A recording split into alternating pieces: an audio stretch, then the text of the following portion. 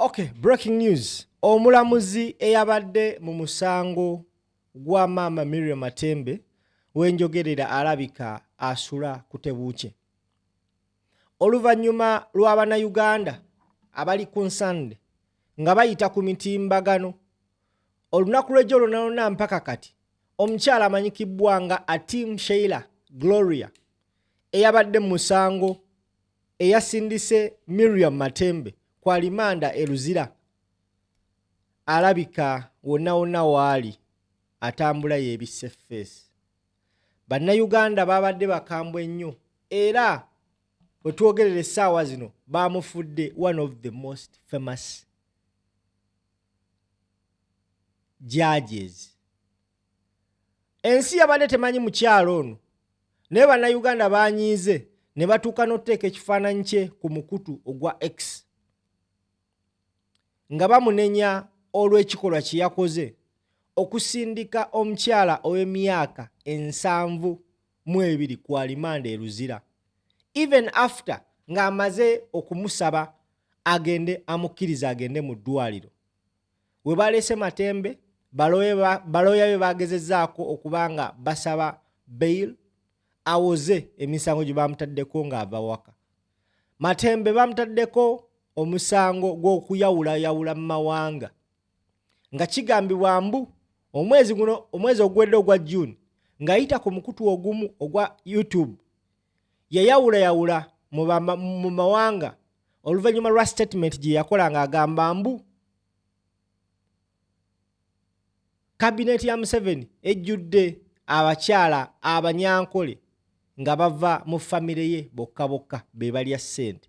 Ye statement egambibwa okuba nti yaleetedde Matembe obuzibu. However, bannayuganda bo bamanyi ensonga lwaki Matembe yakwatiddwa.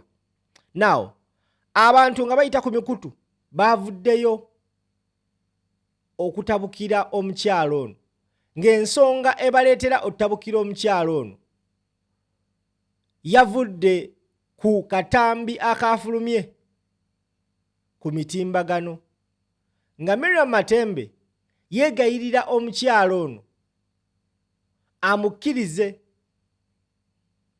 agende alabe omusawo we, agamba nti ekiro yasuze si bulungi era ng'agamba nti embeera gye yasuzeemu w'anaaba azzeemu n'agisulamu kiyinza obutaba kirungi eri obulamu bwe. Omukyala wakati mu maziga Miriam Matembe, we all know Matembe as a very strong person, a very courageous person. Naye we also know as well nti omuntu wekituuka ku bulamu bwo in most cases onafuwa ng'olwanirira your life. Kigambibwa Matembe gye yasuziddwa mu barracks embuya alabika teyasuze bulungi era yabadde asaba omulamuzi oyo omukyala Gloria amukkirize agendeko mu sikaani oba oli awo asobole okulwanirira obulamu bwe. Kekano akatambi akaleetedde abantu okuba abakambwe ennyo eri omulamuzi oyo eyasindise Matembe mu komera Eluzira. Katuwulirize tukomewo. You can see you are bound by the laws and procedures. The human heart, where has it gone? I know my back, it is not the doctor who knows it is me. And my people know, that's why they were holding me. I cannot be on those things even tonight. I was thinking when they thought they were bringing me home, I would go to Siraji, would have to go to the bath. I cannot, madam, you can't kill me tonight. I'm not running away, I'm a Ugandan citizen, I'm not, oh my God. Let's have human heart and allow that I go either for sun tonight or I go to that thing where it can at least a machine. Just there for one day. How can you just want to kill me like this? I can't imagine. The laws are laws, they are not human beings. The laws procedures don't have a human heart. And you see me media here, and you know that all these are lies. But you want me to, at least I was saying, I can say it again, even when I was suffering, I said that at least a man used to shoot you once. Oh, at least breaking, honestly, shattering me to pieces like this. And you are here and you can't allow me to. If you want evidence, let me go for scan. We shall pay for the scan. And in fact, May was going to ask anyway, the machine has also gone. You just can't see me like this. And you say, where is evidence? Evidence which cannot be seen from the very person. Does it come from paper? Evidence. Does it come from paper? Evidence. You can't see me, you saw me crawling, and even right now I can't stand. You are still looking for evidence from paper. Then you subscribe that I go for scan tonight. They scan me and then you get your evidence.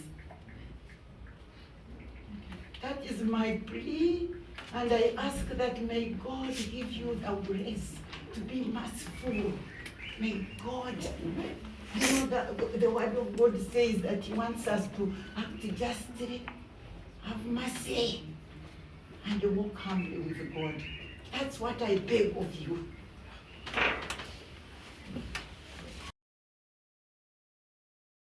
Okay.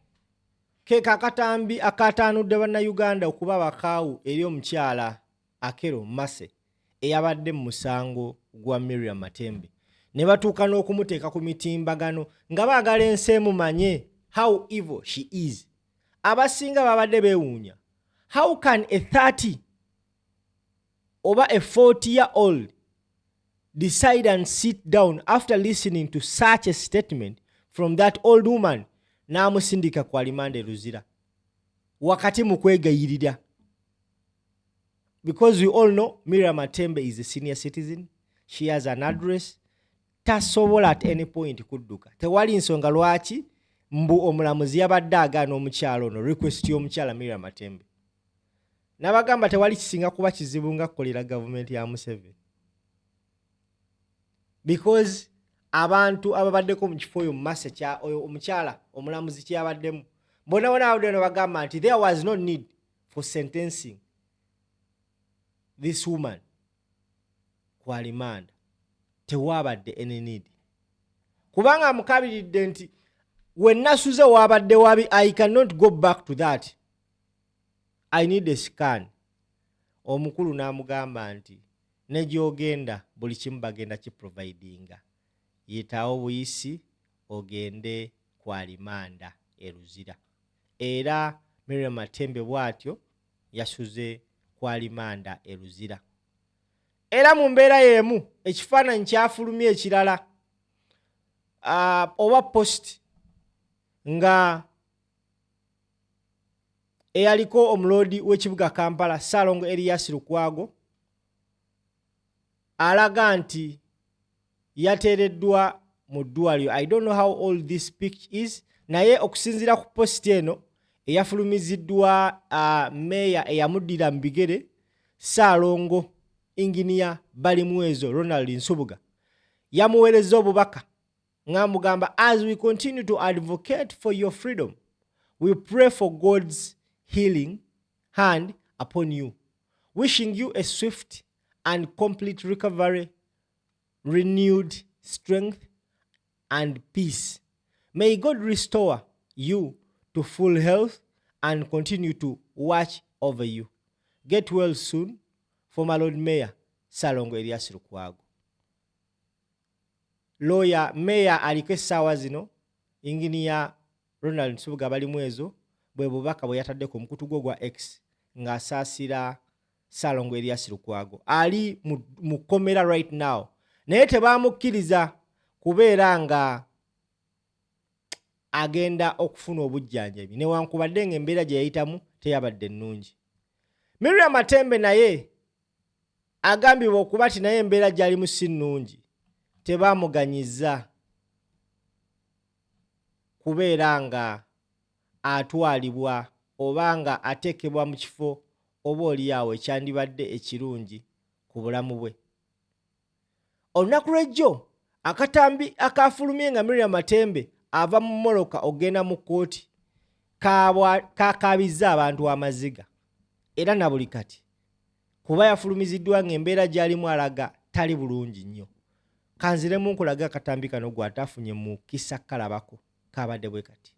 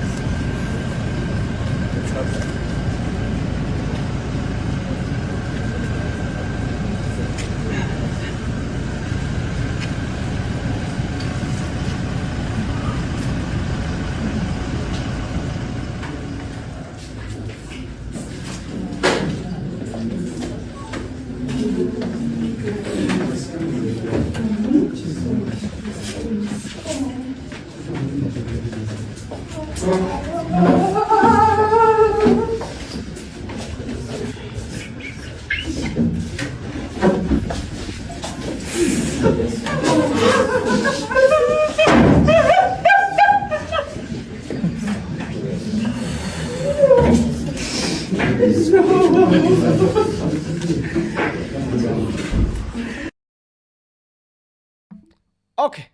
Miriam Matembe yaleeteddwa mu kooti nga bakadde banne oba baganda be oba mikwano gye gizza okubeerawo n'okumusabira bail. Olwamulabyeko embeera gye yabaddemu bakakiddwa otulika amaziga ne bakaaba. Bakaabya amaziga. Oba oliawo abamu ku bo kino babadde nga tebakirabangako. They have never experienced such a thing. Kyabakaabiza amaziga. Kyovola basiba mbagamba Katonda alina okugezesa kwatuleetamu always ng'abantu. Kati saasira bazadde ab'eŋŋanda z'abafoot soldier abazenga bakwatibwa. Matembe embeera gye bamuleesemu nga mu butuufu tali bulungi. Naye ng'olaba talina kisago naye nga tali bulungi. Naye jjukira emabegako embeera gye baleetangamu abaana ba NUP nga balina ebisago, nga bali bubi, bali ku point esembayo, nga babatulugunya. So that is where we are right now. Basiba bagamba nti ekiri atabaala. Today it's me, tomorrow it's someone. Oyinza okuseka olwaleero nga Miriam Matembe gwe baleesewo batyo. Nalabye abantu bangi nga bakomentinga nti ayogera nnyo kakirabe ku social media. Oba oliawo Miriam Matembe naye mu famire ye mubaddemu abadde boogerawe batyo ku baana b'abalala. Kisoboka okuba nga tebeefiirayo nga balala baleeteddwa batyo naawo owaabwe aleeteddwa. Kati gwe wenna omunyankole alowooza nti you guys are all safe. Wobanga tosobola wuliriza bigambo Miriam Matembe byazzenga ayogera ebbanga lyonna because abadde abyogera nga munyankole ng'ayagala nammwe abanyankole mumanye amazima kyeki. It is coming for you anytime, any day, very soon, trust me. Kubanga omusango gwe bataddeko Miriam Matembe, wallahi billahi tallahi omusango gwa kisiru. A very, very, very stupid case.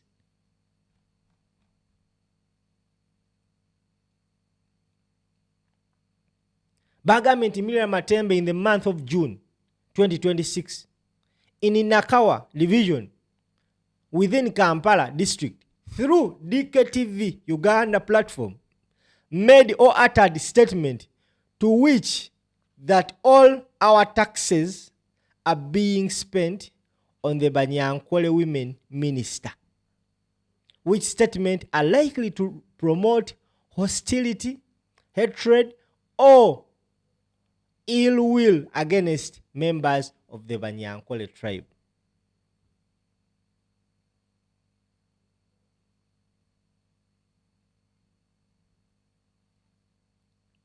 Yensonga promoting sectarianism.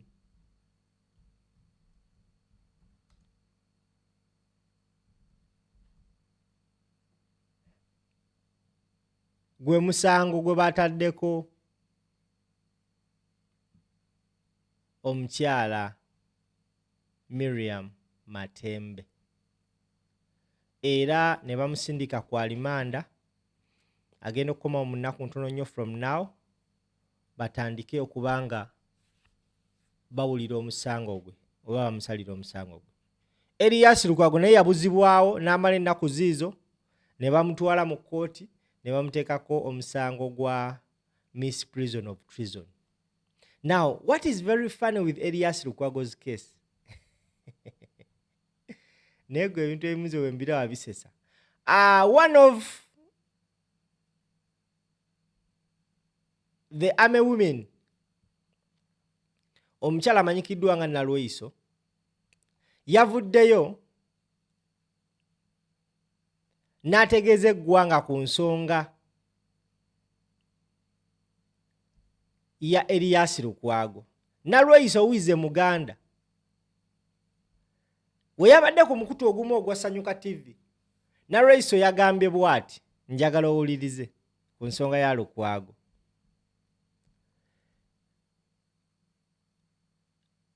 UCC failed to take action and we stepped in. For Lukwago's case, he was to be arrested. Lukwago had cases already. He knew about Besigye's plan and stayed silent. Let me tell you, the last time we invaded Konyi's premises, we found congratulatory letters from leaders within Kampala, but I begged for the army to forgive them. General Proscovia Nalweyiso agamba nti babadde bagenda kukwata Lukwago.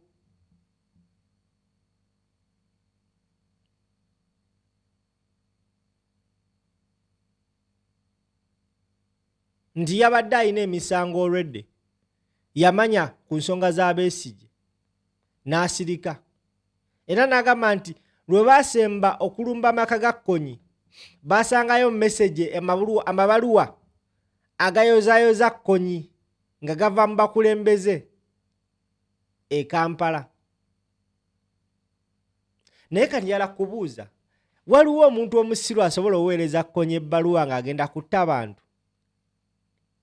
That is clear and proof evidence. Olowooza waliwo omuntu asobola okukola ekintu kyo ndi nkuwandiikira ebbaluwa yenze Honorable Gundi weebale nnyo okutta abantu, n'amuwandiikira ebbaluwa like seriously?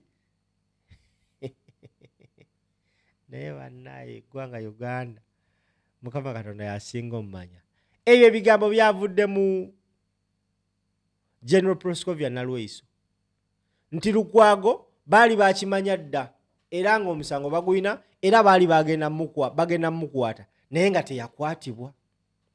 Balinda Muhoozi Kainerugaba amukwate amutwale amukole bye yamukola. It is very funny nti these people always babuuzibwa ku mpisibwa Lukwago gyayisibwamu General Muhoozi Kainerugaba bagezaako ku twistinga ensonga eno okugibuzaabuza. Akategedde njagala ovuga video amannya bampita Kalirugambo Promax Simple MC obeere bulungi.